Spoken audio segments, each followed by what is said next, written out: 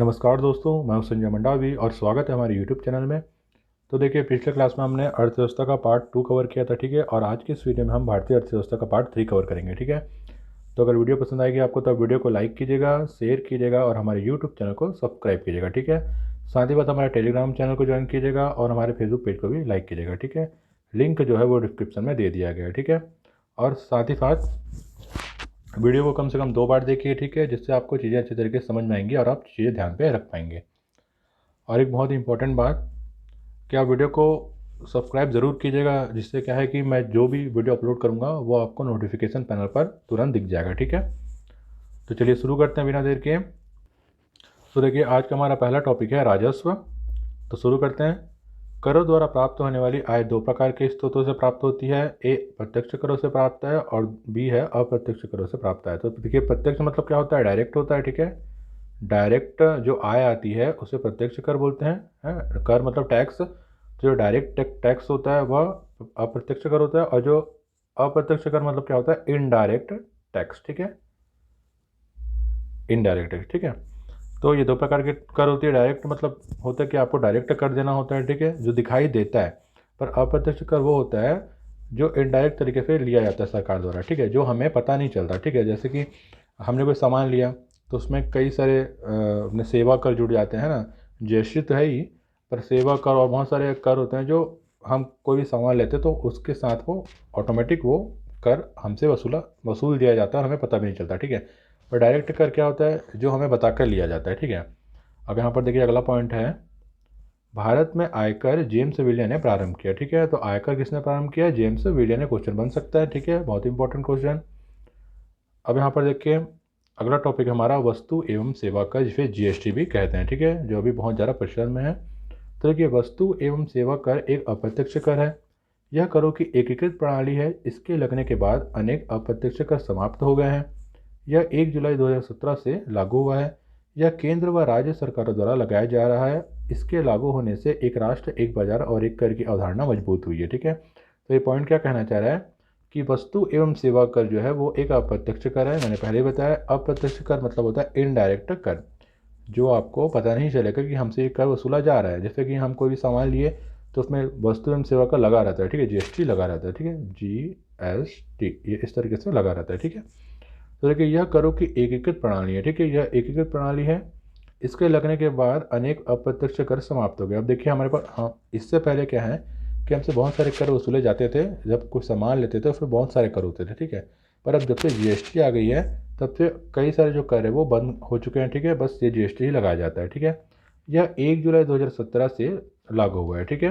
1 जुलाई 2017 date याद रखिएगा। तो यहाँ से क्वेश्चन बन सकता है कि जीएसटी कब से लागू हुआ है, तो 1 जुलाई 2017 से लागू हुआ है, ठीक है। और यह एक प्रकार का अप्रत्यक्ष कर है जो कि एकीकृत प्रणाली में लिया जाता है, ठीक है, कर। अब यहाँ पर देखिए, यह केंद्र व राज्य सरकार द्वारा लगाया जा रहा है, ठीक है। और इसके लागू होने से एक राष्ट्र एक बाजार और एक कर की अवधारणा मजबूत हुई है। देखिए, जीएसटी के लागू होने से क्या हुआ है, एक राष्ट्र एक बाजार और एक कर की अवधारणा मजबूत हुई। इसका मतलब ये है कि जो बहुत सारे कर लिए जा रहे थे अप्रत्यक्ष कर के रूप में, तो उससे क्या है कि कई सारे सरकार को भी मतलब कन्फ्यूज़न क्रिएट हो रहा था सरकार को भी कि कर तो बहुत सारे लिए जा रहे हैं, ठीक है। तो उससे उसकी गणना करना है ना, उसको संभालना बहुत मुश्किल था, ठीक है। पर जब से जीएसटी आया है तब से हर सामान में देखिए अलग अलग तरीके से जीएसटी लगाया जा रहा है। तो सरकार को भी सहूलियत है कर की गणना करने में, और कितना संग्रहित हो रहा है कर सरकार के पास, इसकी गणना करना भी आसान हुआ है, ठीक है। अब यहाँ पर देखिए, अगला पॉइंट है हमारा, केंद्र सरकार के समाप्त होने वाले अप्रत्यक्ष कर। अब देखिए, जीएसटी लागू हुआ तब कई सारे अप्रत्यक्ष कर जो है समाप्त हो गए हैं, ठीक है, हमने पहले ही पढ़ा। अब यहाँ पर बोल रहे हैं कि केंद्र सरकार के समाप्त होने वाले कौन कौन से अप्रत्यक्ष कर हैं, उसके बारे में हम थोड़ा सा बात कर लेते हैं। देखिए, वैट जो लगता था सामानों में, वैट, वो समाप्त हुआ है, ठीक है। उसके बाद देखिए, केंद्रीय उत्पाद शुल्क जो लगता था, ठीक है, वो समाप्त हुआ है। केंद्रीय उत्पाद शुल्क मतलब जब उत्पादन होता है किसी सामान का, तब वहाँ का जो टैक्स होता है वो हमारे सामान में जोड़ दिया जाता है ताकि वो वहाँ से वसूल लिया जाए। मतलब हमने जब सामान लिया तब हमने केंद्रीय उत्पाद शुल्क का भी कर दे दिया, ठीक है। वैट का तो दिया ही दिया, केंद्रीय उत्पाद शुल्क का भी कर दे दिया।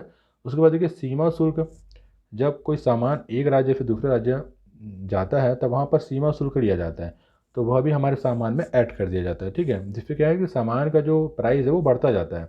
अब देखिए, सामान में वैट लगा, प्राइस बढ़ गया, जैसे मान के चलो कोई सामान 5 रुपये का है, उसमें वैट लगा दिया, 1 रुपये का मान के चलिए तो 6 हो गया, ठीक है। फिर उसमें केंद्रीय उत्पाद शुल्क 2 रुपये लगा दिया तो सामान हो गया 8 रुपया। उसके बाद देखिए सीमा शुल्क लगा दिया तो 1 रुपये, तो उसमें उसका सामान हो गया 9 रुपये का। फिर केंद्रीय बिक्री कर का वैट लगा दिया, 9 में एक और जोड़ दीजिए तो 10 हो गया, ठीक है। और फिर सेवा कर लगा दिए, मान के चलिए 2, तो 12 हो गया। तो देखिए इस तरीके से हमारे पास आते आते वो रेट हो जाता है बढ़ के 12 रुपये। एक एग्जाम्पल के थ्रू मैं आपको बता रहा हूँ, ठीक है। एग्जाम्पल के थ्रू है कि मान के चलिए कोई सामान का रेट 5 रुपये है, जब उसको उत्पाद करते हैं कारखाने में जहाँ भी वो बनाते हैं, तब वो सामान हमारे पास आते आते देखिए 5 से 12 हो गया, ठीक है, उस सामान का रेट, ठीक है। 5 से उस सामान का रेट हो गया 12। तो देखिए इस तरीके से कर लगते हैं, ठीक है। पर जब से जीएसटी आया है तब से ये सब जो कर हैं वो समाप्त हो चुके हैं। और जीएसटी आने से क्या हो गया कि डायरेक्ट जीएसटी लग जाता है यहाँ पर 12। देखिए सामान का रेट 12 है तो मान के चलिए 7 रुपये जीएसटी ही लग गया, तो सीधा सामान का रेट हो गया 12। देखिए जीएसटी के आने से टैक्स कम नहीं हुआ है, बस जीएसटी ने इस तरीके से कर जीएसटी के थ्रू इस तरीके से कर लिया जा रहा है कि बाकी सब कर लेने की ज़रूरत नहीं पड़ती, ठीक है। अब यहाँ पर देखिए अगला टॉपिक हमारा राज्य सरकार के समाप्त होने वाले अप्रत्यक्ष कर। देखिए वो केंद्र सरकार के समाप्त होने वाले कर थे, ठीक है। अब राज्य सरकार से के समाप्त होने वाले कौन कौन से अप्रत्यक्ष कर हैं उसके बारे में हम थोड़ा सा बात कर लेते हैं। तो देखिए है पहला है बिक्री कर या व्यापार कर, ठीक है ना। बिक्री कर और व्यापार कर जो है वो समाप्त हुए हैं, ठीक है। ये राज्य सरकार के हैं और वो केंद्र सरकार के थे, ठीक है। जिससे हमने पहले जिसे पढ़ा वो केंद्र सरकार के थे। अब राज्य सरकार की बात कर लेते हैं। तो पहला है बिक्री कर और व्यापार कर समाप्त हुआ है। उसके बाद देखिए स्टाम्प एवं पंजीयन शुल्क समाप्त हुआ है, ठीक है। उसके बाद देखिए राज्य उत्पाद शुल्क, जो राज्य उत्पाद शुल्क लगाता था वो भी समाप्त हुआ है। उसके बाद देखिए यहाँ पर वाहनों पर कर जो लगता था वो समाप्त हुआ है। अब देखिए यहाँ पर विज्ञापन कर भी समाप्त हुआ है, ठीक है। उसके साथ साथ शिक्षा और उपकर, शिक्षा में जो टैक्स लगता था वो समाप्त हुआ है। फिर 5 के बाद फट्टेबाजी पर कर वो समाप्त हुआ है। देखिए सट्टेबाजी पर भी कर लगता है तो वो भी समाप्त हुआ है, ठीक है। उसके बाद देखिए कच्चे जूट पर कर जो लगता है वो समाप्त हुआ है। और वस्तुओं एवं यात्रियों पर परिवहन जो कर लगता है वो भी समाप्त हुआ है। तो देखिए यहाँ पर जो राज्य सरकार का जो जीएसटी लगता है उसे हम कहते हैं SGST, मतलब स्टेट ग्रॉस सर्विसेज टैक्स, ठीक है। जीएसटी का फुल फॉर्म क्या होता है? ग्रॉस सर्विसेज, ठीक है, सर्विसेज टैक्स, ठीक है। ध्यान रखिएगा, ग्रॉस, जी मतलब ग्रॉस, एस मतलब सर्विसेज और टी मतलब टैक्स। और एस लग गया मतलब वो स्टेट हो गया, तो क्या हुआ तो क्या हो गया? स्टेट GST, ठीक है। अब यहाँ पर देखिए अगला हमारे पास है टॉपिक जीएसटी के अंतर्गत समाप्त होने वाले अप्रत्यक्ष कर। अब देखिए जीएसटी के अंतर्गत कौन कौन से अप्रत्यक्ष कर समाप्त हुए हैं। तो देखिए इसके अंतर्गत पेट्रोलियम, शराब, आबकारी, ठीक है, तथा विद्युत कर शामिल हैं, ठीक। तो कौन कौन से? जीएसटी के अंतर्गत पेट्रोलियम के कर अप्रत्यक्ष कर समाप्त हुए हैं, फिर जो पेट्रोलियम पे लगते थे। शराब और आबकारी में जो लगते थे, आबकारी मतलब क्या होता है भाई? शराब संबंधित, ठीक है। शराब का जो विभाग होता है, शराब बेचने का जो विभाग होता है सरकार द्वारा, वो उसे आबकारी विभाग कहते हैं, ठीक है। तो इसके कर भी समाप्त हुए हैं। उसके बाद देखिए विद्युत कर है वो भी समाप्त हुआ है, ठीक है। अब अगला पॉइंट है यहाँ पर देखिए, जिन पर जीएसटी लागू नहीं हुआ है इन्हें भविष्य में समाप्त किया जाएगा, ठीक है। अब देखिए जीएसटी जिन पर लागू नहीं हुआ है, बोले जिन सामानों पर जीएसटी लागू नहीं हुआ है उन्हें भविष्य में क्या किया जाएगा? समाप्त किया जाएगा और एक एक कर जीएसटी ही लिया जाएगा, ठीक है। अब यहाँ पर देखिए अगला पॉइंट है, टॉपिक है जीएसटी के अंतर्गत लागू करों की दर, ठीक है। कौन कौन से कर हैं जो लागू हैं, ठीक है, जीएसटी के अंतर्गत। तो देखिए जीएसटी के अंतर्गत मुख्य रूप से करों की दर 4 प्रकार की है। कौन कौन सी? 5%, 12%, 18% और 28%, ठीक है। ध्यान रखिएगा, दर है वो 4 प्रकार की हैं, ठीक है। कौन कौन सी? 5%, 12%, 18% और 28%। क्वेश्चन बन सकता है, ठीक है। अब यहाँ पर देखिए अगला है टॉप पॉइंट हमारे पास कि ज़्यादातर दैनिक उपभोग की वस्तुओं पर कोई कर नहीं लगाया जाता, अर्थात यह 0% है। करों के संबंध में अंतिम निर्णय जीएसटी परिषद के द्वारा लिया जाता है, ठीक। देखिए ज़्यादातर दैनिक उपभोग की वस्तुओं पर कोई कर नहीं लगाया जाता। अब देखिए यहाँ पर दैनिक उपभोग की वस्तुओं का क्या मतलब है? जो हम हमेशा यूज़ करते रहते हैं, डेली जो यूज़ करते हैं उस पर कोई कर नहीं लगाया जाता, ठीक है। अर्थात ये 0% या 0% है, ठीक है। करों के संबंध में अंतिम निर्णय जो है वो जीएसटी परिषद के द्वारा लिया जाता है। देखिए जीएसटी जब बना तब एक जीएसटी परिषद बना, ठीक है, जो कि जीएसटी के अंतर्गत जो भी जितने भी कर हैं जो वो लगते हैं तो उन्हें संग्रहित नहीं किया जाता है, ठीक है। तो अगर जीएसटी के संबंध में कोई भी निर्णय लिया जाएगा तो कहाँ से लिया जाएगा, वो जीएसटी परिषद के द्वारा ही लिया जाएगा, ठीक है।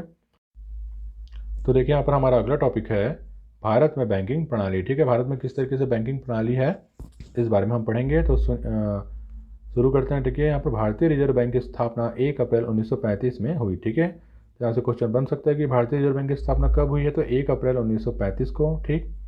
अगला यहाँ पर पॉइंट है 15 अप्रैल 1980 ईस्वी को 6 निजी बैंकों का राष्ट्रीयकरण किया गया, ठीक है। तो यहाँ से एक और इम्पोर्टेंट क्वेश्चन बन सकता है कि 6 निजी बैंकों का राष्ट्रीयकरण कब किया गया है, तो 15 अप्रैल 1980 को, ठीक है। देखिए राष्ट्रीयकरण का मतलब क्या होता है, राष्ट्रीयकरण मतलब एक बैंक को दूसरे बैंक से मिला देना, ठीक है। बैंक का राष्ट्रीयकरण करना मतलब बैंक को जितने भी छोटे मोटे जो बैंक होते हैं उन्हें आपस में मिला दिया जाता है और या तो अपने अधीन कर लिया जाता है, मतलब सरकार के नियंत्रण में कर लिया जाता है, तो फिर क्या कहते हैं, बैंक का राष्ट्रीयकरण, ठीक है। तो देखिए हमारा अगला पॉइंट है भारतीय स्टेट बैंक में उसके एक सहायक bank state bank of Indore का प्रस्तावित विलय अगस्त 2010 में प्रभावी हो गया। इससे पूर्व अगस्त 2008 में स्टेट बैंक ऑफ सौराष्ट्र का भारतीय स्टेट बैंक में विलय किया गया था, ठीक है। तो ये पॉइंट क्या कहना चाह रहा है कि भारतीय स्टेट बैंक में उसके एक सहायक bank state bank of Indore का प्रस्तावित विलय कर दिया गया अगस्त 2010 में, ठीक है। तो देखिए भारतीय स्टेट बैंक किस नाम से जाना जाता है, स्टेट बैंक ऑफ इंडिया, ठीक है। तो जितने भी बैंक है स्टेट बैंक है वो सब इंडिया है, ठीक है। तो एक बैंक था सहायक बैंक जो था स्टेट बैंक ऑफ इंदौर, ठीक है। तो इसे स्टेट बैंक ऑफ इंडिया में मिला दिया गया, ठीक है। और कब मिलाया गया, अगस्त 2010 में। तो क्वेश्चन बन सकता है कि स्टेट बैंक ऑफ इंडिया को स्टेट बैंक ऑफ इंदौर को स्टेट बैंक ऑफ इंडिया में कब मिलाया गया, तो अगस्त 2010 में, ठीक है। और इससे पूर्व अगस्त 2008 में स्टेट बैंक ऑफ सौराष्ट्र का भारतीय स्टेट बैंक में विलय कर दिया गया। अब देखिए सेम वही है कि एक और सहायक बैंक था स्टेट बैंक ऑफ सौराष्ट्र, ठीक है, उसका भी विलय कर दिया गया भारतीय स्टेट बैंक ऑफ इंडिया में, ठीक है, अगस्त 2008 में, ठीक है। तो यहाँ से भी क्वेश्चन बन सकता है। अब यहाँ पर देखिए अगला पॉइंट है अब भारतीय स्टेट बैंक के सहायक बैंकों की संख्या 5 रह गई है, जिनमें state bank of Indore, Mysore, state bank of Travancore, state bank of Hyderabad, state bank of Patiala तथा state bank of Bikaner and Jaipur शामिल है, ठीक है। तो ये पॉइंट क्या कहना चाह रहा है कि भारतीय स्टेट बैंक के सहायक बैंकों की संख्या जो है वो 5 रह गई है। देखिए पूरे बैंकों को मिला दिया गया, जितने भी सहायक बैंक थे स्टेट बैंक ऑफ इंडिया के उन्हें सब के सब बैंकों को क्या किया, स्टेट बैंक ऑफ इंडिया मिला लिया है। तो बस 5 जो बैंक है सहायक बैंक वही रह गए जिन्हें मिलाया नहीं गया, ठीक है। कौन कौन से, state bank of Indore Mysore, state bank of Travancore, state bank of Hyderabad, state bank of Patiala और स्टेट बैंक ऑफ बीकानेर, इन्हें बीकानेर एंड जयपुर इन्हें नहीं मिलाया गया, ठीक है। अभी तक स्टेट बैंक ऑफ इंडिया में ये अलग से संचालित हैं, ठीक है। अब यहाँ पर देखिए अगला पॉइंट है दूसरी ओर निजी क्षेत्र के बैंक ऑफ राजस्थान का आईसीआईसीआई बैंक में विलय अगस्त 2010 से प्रभावी हो गया, ठीक है। तो देखिए निजी क्षेत्र के जो बैंक हैं है ना, उनका विलय देखिए निजी क्षेत्र के बैंक ऑफ राजस्थान का जो विलय है वो कहाँ कर दिया गया, आईसीआईसी बैंक में विलय कर दिया। आईसीआईसी आप जानते होंगे, आईसीआईसीआई बैंक जो है, ठीक है, जिसको आईसीआईसीआई या आईसीआईसी बैंक भी बोलते हैं, इसमें विलय कर दिया किसका, बैंक ऑफ राजस्थान का, ठीक। कब किया गया, तो अगस्त 2010 में, ठीक है। अब यहाँ पर देखिए अगला पॉइंट है हमारा 1 अप्रैल 2017 को भारतीय स्टेट बैंक में उसके सहयोगी 5 बैंकों व भारतीय महिला बैंक का विलय हो गया। विलय के साथ ही भारतीय स्टेट बैंक एसबीआई दुनिया के 50 बड़े बैंकों में शामिल हो गया। अब देखिए ये पॉइंट क्या कहना चाह रहा है कि 1 अप्रैल 2017 को भारतीय स्टेट बैंक में उसके सहयोगी 5 बैंकों व भारतीय महिला बैंक का विलय हो गया। अब देखिए स्टेट बैंक में तो 5 बैंकों का विलय हो गया, ठीक है, पर साथ ही साथ भारतीय महिला बैंक का भी विलय कर दिया गया, ठीक है, भारतीय महिला बैंक का। तो इस विलय के साथ क्या हुआ, भारतीय स्टेट बैंक क्या है कि जिसे हम एसबीआई भी कहते हैं, ठीक है, एसबीआई भी कहते हैं, यह दुनिया के 50 बड़े बैंकों में शामिल हो गया। देखिए जब विलय हुआ तब वह जितने दुनिया में जितने भी बड़े बड़े बैंक हैं है ना, उन 50 बड़े बैंकों में शामिल हो गया हमारा स्टेट बैंक ऑफ इंडिया, ठीक है। अब देखिए यहाँ पर हम अगला पॉइंट है भारतीय रुपये के प्रतीक चिन्ह को केंद्रीय मंत्रिमंडल ने अपनी स्वीकृति दे दी। अमेरिकी डॉलर, यूरो, ब्रिटिश पाउंड और जापानी येन की तरह अब रुपये का भी अपना प्रतीक चिन्ह होगा। रुपये का प्रतीक चिन्ह भारतीय मुद्रा की पहचान कायम करेगा और भारतीय अर्थव्यवस्था को की तेजी एवं मजबूती को रेखांकित करेगा। इस चिन्ह को यूनिकोड मानक में शामिल किया जाएगा जिससे दुनिया की सभी भाषाओं में इसे लिखा जा सके, ठीक है। तो ये पॉइंट क्या कहना चाह रहा है कि देखिए भारतीय रुपये के प्रतीक चिन्ह को केंद्रीय मंत्रिमंडल ने अपनी स्वीकृति दे दी है। देखिए भारतीय रुपये का देखिए प्रतीक चिन्ह तो आया है, आप सभी जानते हैं, और उसे केंद्रीय मंत्रिमंडल ने क्या कि मंजूरी भी दे दी थी। देखिए जो हम जैसे देखिए विदेशी जो अमेरिकन जो मुद्रा वो क्या है, डॉलर है, ठीक है ना। उसी तरह देखिए और ब्रिटिश जो मुद्रा है उसे क्या बोलते हैं, पौंड बोलते हैं, ठीक है।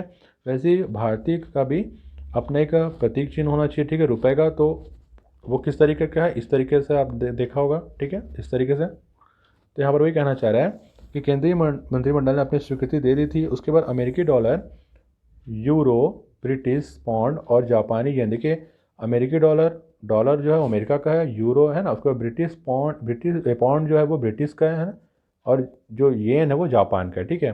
की तरह अब रुपए का भी अपना प्रतीक चिन्ह होगा। इसी तरह जैसे कि इन सभी देशों का अपना प्रतीक चिन्ह है रुपए का, वैसे ही भारत का भी होगा, ठीक है।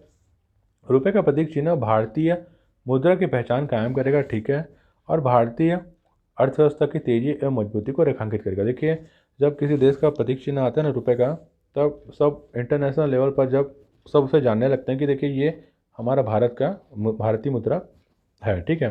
जैसे कि डॉलर है ना, पाउंड है, इसे पूरे इंटरनेशनल लेवल पर जानते हैं, वैसे ही रुपए को भी इंटरनेशनल लेवल पर जानने लगेंगे अगर हम एक प्रतीक चिन्ह स्थापित करेंगे, ठीक है। तो वो क्या करेगा, भारत की अर्थव्यवस्था में तेजी लाएगा और उसे मजबूती दिलाएगा, ठीक है। अब देखिए यहाँ पर इस चिन्ह को यूनिकोड मानक में शामिल किया जाएगा, ठीक है, यूनिकोड मानक में शामिल किया जाएगा, ठीक है, जिससे दुनिया की सभी भाषाओं में इसे लिखा जा सके, ठीक है। अब देखिए हमारे जो रुपए का जो प्रतीक चिन्ह है उसे सभी भाषाओं में लिखा जा सके, इसलिए उसे यूनिकोड मानक में शामिल किया जाएगा, ठीक है।